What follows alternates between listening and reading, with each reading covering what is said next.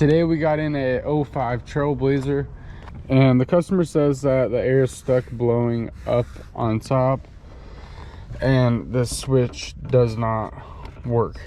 I read about this procedure online and they were saying we gotta come back here, lift up the seat. Well, it's a little bit dirty, and there's a fuse box right here, which there is. Now we are looking for the HVAC fuses. Okay, so there's 4 of them. We're gonna pull off this relay, set that to the side. This 10 right here, 10 and the 30,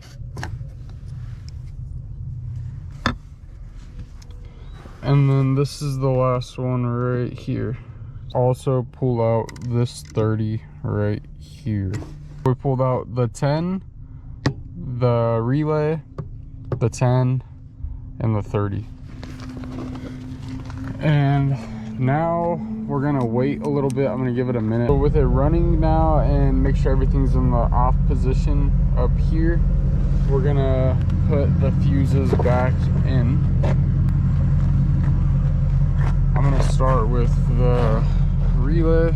So we're gonna go relay,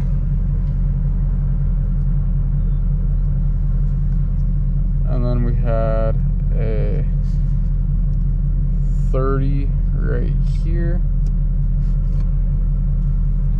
followed by a 10. I'm just gonna make sure all these look good.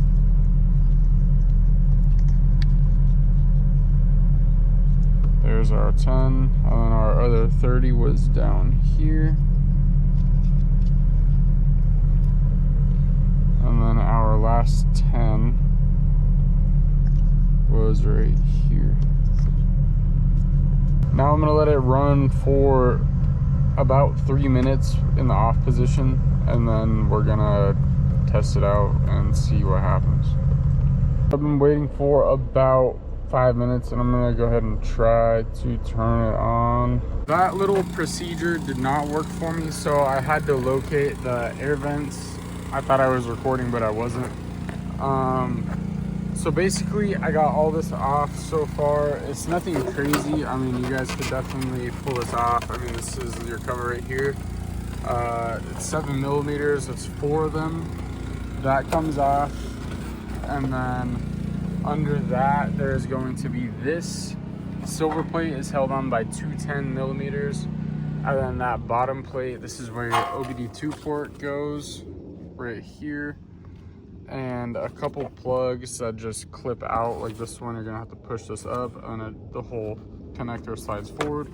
It comes out really easy. And then I have this air vent disconnected too. It's held on just by 1 clip. You just gotta pull the clip out, and then your vent will come out from right there. The actuators are located right here, and they're held on by 5.5 millimeter bolts. So we're going to be removing the one on the right side.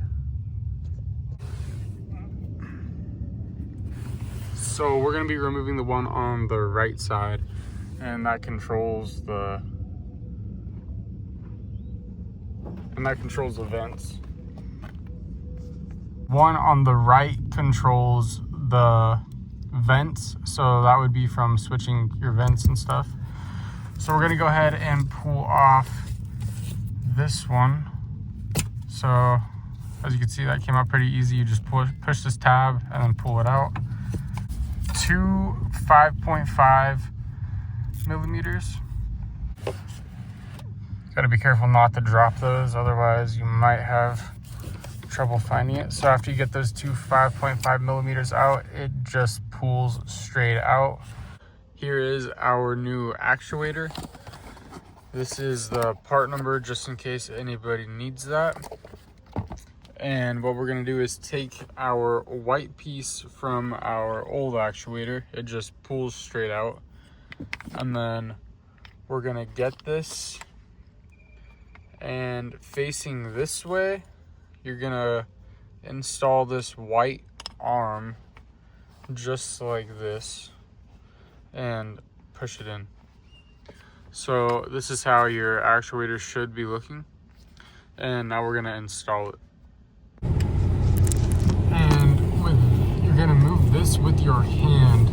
So this little gear right here, you're gonna push it straight up. So whenever you push this straight up just like that, you will feel the air blowing out of the vent from your head. And then we're gonna take this and then install it.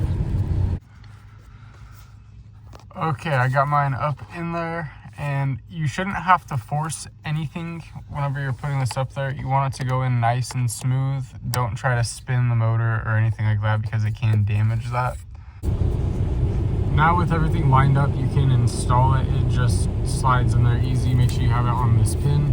I have both bolts started, and everything should be in the proper position, and we can tighten those bolts up. The reason why I have this piece off is because I had to replace the cluster, just in case anybody was wondering. So I got those two 5.5 millimeters tightened up, and now we're gonna test this out to see how it works. And now we are blowing air through